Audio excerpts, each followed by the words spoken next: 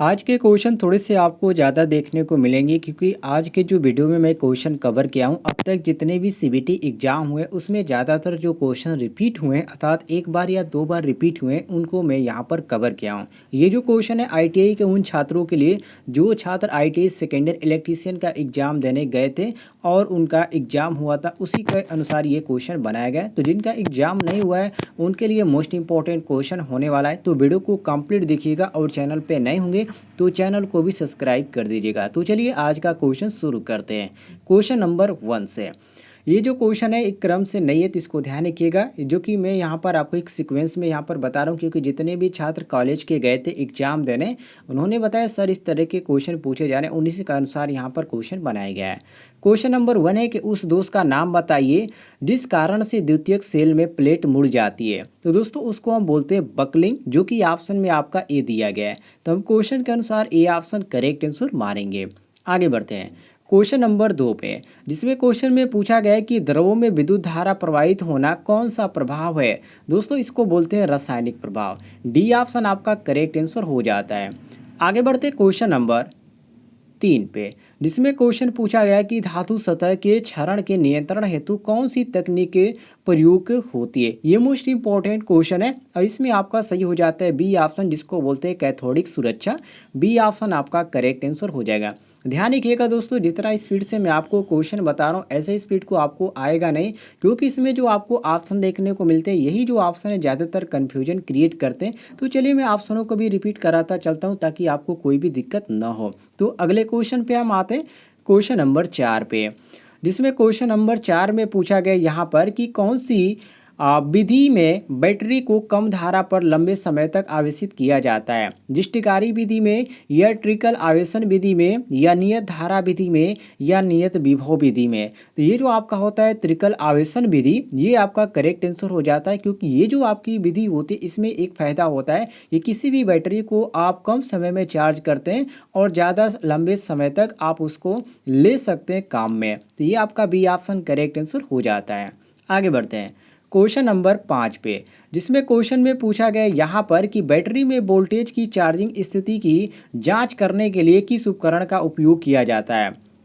Voltmeter का या multimeter का या हाइड्रोमीटर का या उच्च दर निरावेशन टेस्टर का। तो दोस्तों यहाँ पर आपका सही हो जाता है ऑप्शन नंबर डी, जिसको उच्च दर निरावेशन टेस्टर के नाम से जाना जाता है। डी ऑप्शन हम करेक्ट आंसर मारेंगे। आगे बढ़ते हैं क्वेश्चन नंबर 6 पे, जिसमें पूछा गया क्वेश्चन में कि कंड्यूट पाइप कैसे निर्दिष्ट किए जाते हैं। लंबाई मीटर में या दीवार की मोटाई एमएम में या आंतरिक व्यास एमएम में या यहाँ पर दिया गया बाह्य व्यास एमएम में। तो दोस्तों यहाँ पर आपका सही हो जाता है डी ऑप्शन, जिसको बोलते हैं बाह्य व्यास एमएम में। डी ऑप्शन हम करेक्ट आंसर मारेंगे। नेक्स्ट क्वेश्चन पे आते हैं क्वेश्चन नंबर 4 पे, जिसमें क्वेश्चन में पूछा गया है कि 4 लैंप को नियंत्रित करने के लिए गोदाम वायरिंग सर्किट में कितने दो तरह के स्विच आवश्यकता है। तो गोदाम वायरिंग आपने किया होगा प्रैक्टिकली तो आपको मालूम होगा। इसमें जो स्विचों की ज़रूरत पड़ती है दोस्तों, 2 स्विचों की ज़रूरत पड़ती है। इसमें क्या होता है, एक लैंप आपका इधर होता है, एक लैंप आपका इधर होता है, और जो कंट्रोलर इसका होता है दोस्तों वो बीच में होता है, ठीक है, ये साइड से होता है। अब देखिए इसमें आपका जो सही हो जाता है option number correct answer B हो जाता है। और सॉरी इसमें 3 होता है, 3 होता है, एक आपका नीचे भी होता है और एक यहाँ तक होता है। तो 3 यहाँ पर स्विच की ज़रूरत पड़ती है। तो यहाँ पर आपका सही हो जाता है यहाँ पर बी ऑप्शन करेक्ट आंसर। ध्यान रखिएगा। आगे बढ़ते हैं क्वेश्चन नंबर 8 पे, जिसमें क्वेश्चन नंबर 8 में पूछा गया है कि डीसी श्रृंखला एमसीबी का अनुप्रयोग कौन सा है। एमसीबी का नाम आपने सुना होगा, एमसीबी मिनिएचर सर्किट ब्रेकर जो पूछा गया है इसका अनुप्रयोग यहाँ पर कहा जा रहा है। तो पहला ऑप्शन इसमें देखने को मिल जाता है AC motor, B option DC motor और सी ऑप्शन लोकोमोटिव और डी ऑप्शन वातानुकूलक। तो दोस्तों इसमें आपका सही हो जाता है ऑप्शन नंबर सी, जिसको बोलते हैं लोकोमोटिव। सी ऑप्शन हम करेक्ट आंसर मारेंगे। आगे बढ़ते हैं क्वेश्चन नंबर 9 पे, जिसमें क्वेश्चन पूछा गया कि कंडक्ट को मोड़ने के लिए किस उपकरण का उपयोग किया जाता है। हिंकी का या कपलर का या पाइप वाइस का या बेंच वाइस का। तो दोस्तों इसमें आपका सही हो जाता है ऑप्शन नंबर ए, जिसको बोलते हैं हिंकी। ये ऑप्शन हम करेक्ट आंसर मारेंगे। आगे बढ़ते हैं अगले क्वेश्चन पे, क्वेश्चन नंबर 10 पे, जिसमें क्वेश्चन नंबर 10 में यहाँ पर पूछा गया कि पोर्टेबल उपकरण को संचालित करने के लिए किस प्रकार के सामान का उपयोग किया जाता है। सुरक्षा के समान का, या पकड़ने योग्य समान का, या निर्गत समान का, या नियंत्रण समान का। इसमें आपका कौन सा ऑप्शन सही होता है? तो ऑप्शन नंबर सी करेक्ट हो जाता है, निर्गत समान का। सी ऑप्शन हम करेक्ट आंसर मारेंगे। सभी लोग मिला लीजिएगा जो लोग एग्जाम देने गए थे। आगे बढ़ते हैं क्वेश्चन नंबर 11 पे, जिसमें क्वेश्चन पूछा गया कि नए घरेलू वायरिंग स्थापना का परीक्षण करने के लिए किस उपकरण का उपयोग किया जाता है? मल्टीमीटर का, मेगर का, या शंट प्रकार ओम मीटर का, या श्रेणी प्रकार ओम मोटर का। तो ध्यान रखिएगा, हमेशा जो इसमें प्रयोग किया जाता है वो आपका मेगर का ही प्रयोग किया जाता है घरेलू वायरिंग में। क्योंकि जो मेगर उपकरण होता है वो क्या करता है, वायर के ऊपर से भी यहाँ पर चेक कर लेगा कि उसमें जो धारा प्रवाहित हो रही है या नहीं हो रही है। तो हम बी ऑप्शन करेक्ट आंसर मारेंगे। आगे बढ़ते हैं क्वेश्चन नंबर 12 पे, जिसमें क्वेश्चन यहाँ पर पूछा गया है कि सिस्टम अर्थिंग को किस वायरिंग स्थापना के लिए किया जाता है? अपकेंद्र के लिए, या गोदाम वायरिंग के लिए, या घरेलू वायरिंग के लिए, या व्यावसायिक वायरिंग के लिए। तो दोस्तों इसमें आपका सही हो जाता है ऑप्शन नंबर बी, जो कि गोदाम यहाँ पर वायरिंग जो दिया गया है, सॉरी ए ऑप्शन सही होगा। उपकेंद्र के लिए किया जाता है, सिस्टम वायरिंग का अपकेंद्र के लिए किया जाता है। ठीक है, ध्यान रखिएगा, ये आपका गोदाम वायरिंग नहीं है। ए ऑप्शन आपका करेक्ट आंसर हो जाएगा, ध्यान रखिएगा। आगे बढ़ते हैं क्वेश्चन नंबर 13 पे, जिसमें क्वेश्चन में पूछा गया है कि यदि किसी व्यक्ति को 20 मिली एम्पियर धारा झटका प्राप्त होता है तो क्या प्रभाव पड़ेगा? मतलब कि उस मनुष्य पर क्या प्रभाव पड़ेगा? कोई संवेदनशील नहीं होगा, या यहाँ पर भी ऑप्शन दिया गया कि दर्दनाक झटका लगेगा, या हृदय आघात होगा, या बेहोश हो जाएगा। तो इसमें देखिए सबसे बड़ी बात यहाँ पर ये होती है कि जब 20 मिली एम्पियर का तो उसमें क्या होगा, एक झटका लगता है। क्या लगता है? यहाँ पर एक झटका लगता है। अब इसमें कह सकते हैं दर्दनाक झटका, ये जिस तरह आप समझे, एक झटका लगता है जो कि काफ़ी खतरनाक भी होता है। ये आपका सही हो जाता है, B option correct answer. B option हम करेक्ट मारेंगे। आगे बढ़ते हैं क्वेश्चन नंबर 14 पे, जिसमें क्वेश्चन पूछा गया है कि क्रिम्पिंग से क्या फ़ायदा है? क्रिम्पिंग को आप समझते होंगे। अब इसमें पूछा जा रहा है कि ये जो क्रिम्पिंग होता है इससे फ़ायदा क्या होता है? तो दोस्तों इससे जो फ़ायदा होता है वो ये होता है कि जो ले संयोजन होता है उसको टालना आसानी से पड़ जाता है। इसमें जो आपका सही हो जाएगा option number C correct answer हो जाएगा। सी ऑप्शन हम करेक्ट आंसर मारेंगे।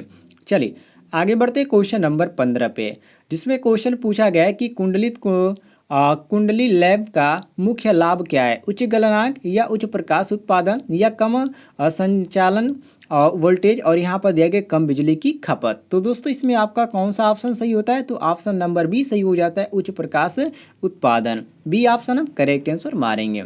आगे बढ़ते हैं क्वेश्चन नंबर 16 पे, जिसमें 16 में क्वेश्चन नंबर पूछा गया है कि कौन सा उपकरण चिंगारी वोल्टेज प्रदान करता है और एक HPSV दीपक में चोक के रूप में कार्य करता है? तो देखिए इसमें चोक के रूप में यहाँ पर क्या है, तो इस तरह आपको इंडिकेट कर रहा है। तो दोस्तों यहाँ पर आपका सही हो जाता है सी, जिसको बोलते हैं रिवर्स ट्रांसफार्मर में। सी ऑप्शन हमारा करेक्ट आंसर हो जाता है क्वेश्चन के अनुसार।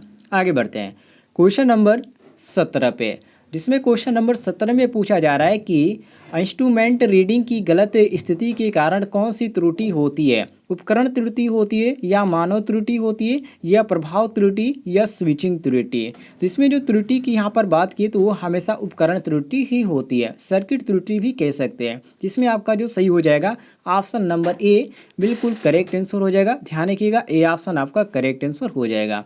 आगे बढ़ते हैं क्वेश्चन नंबर 18 पे, जिसमें क्वेश्चन नंबर 18 में पूछा जा रहा है कि यदि ऊर्जा मीटर डिस्क बिना किसी लोड के लगातार घूमती है तो कौन सी त्रुटि होगी? गति की त्रुटि, या कला त्रुटि, या घर्षण त्रुटि, या रेंगने की त्रुटि? तो इसमें आपका जो सही हो जाता है ऑप्शन नंबर डी सही हो जाता है, जो कि रेंगने की त्रुटि के नाम से जाना जाता है। डी ऑप्शन हम करेक्ट आंसर मारेंगे। आगे बढ़ते हैं क्वेश्चन नंबर 19 पे, जिसमें 19 में पूछा गया है कि चुंबकीय क्षेत्र के प्रभाव के कारण मापने की कौन सी त्रुटि होती है? डिवाइस त्रुटि, या मानव त्रुटि, या प्रभाव त्रुटि, या नीचे आपको एक और ऑप्शन देखने को मिल जाता है स्विचिंग त्रुटि के नाम से। इसमें आपका सही हो जाता है ऑप्शन नंबर सी, जिसको प्रभाव त्रुटि अर्थात इफेक्ट त्रुटि के नाम से जाना जाता है। सी ऑप्शन हम करेक्ट आंसर मारेंगे।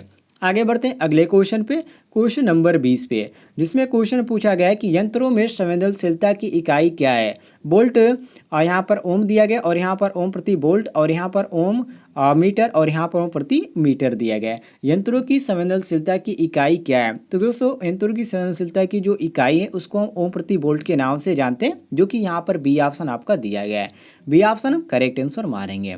आगे बढ़ते हैं क्वेश्चन नंबर 21 पे, जिसमें क्वेश्चन पूछा गया कि मापक यंत्रों पर लोडिंग प्रभाव का कारण कौन सा पैरामीटर है। कम सटीकता या उच्च संवेदनशीलता या कम संवेदनशीलता या कम प्रभाव त्रुटि। इसमें आपका सही हो जाता है जो ऑप्शन नंबर सी, जो कि कम संवेदनशीलता के नाम से जाना जाता है। सी ऑप्शन हम करेक्ट आंसर मारेंगे। नेक्स्ट क्वेश्चन पे आते हैं, क्वेश्चन नंबर 12 पे, जिसमें पूछा गया क्वेश्चन है कि एक इलेक्ट्रोडायनामो प्रकार के उपकरण द्वारा किस मात्रा को मापा जाता है। तो ध्यान रखिएगा, ये भी आपका मोस्ट इंपॉर्टेंट है। इसमें का पावर को मापा जाता है, किसको, पावर को, अर्थात शक्ति को मापा जाता है। ये ऑप्शन हम करेक्ट मारेंगे। नेक्स्ट क्वेश्चन पे आते हैं, क्वेश्चन नंबर 23 पे, जिसमें पूछा गया है कि रुक रुक कर चलने पर फूड मिक्सर में क्या खराबी। यदि कोई भी मिक्सर आपके पास है, यदि वो रुक रुक के चल रहा है तो उसमें क्या खराबी हो सकती है। तो देखिए, उसका जो ब्रश होगा वो फटा हुआ होगा, ये सबसे बड़ी प्रॉब्लम है। ये आपका ए ऑप्शन करेक्ट आंसर हो जाएगा, रुक रुक चलने की।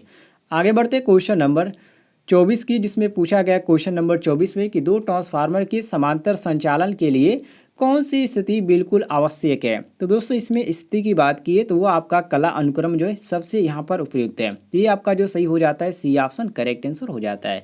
यदि आपको किसी भी क्वेश्चन में किसी भी प्रकार का डाउट होता है तो कमेंट में पूछ लीजिएगा, आपको जानकारी मिल जाएगी।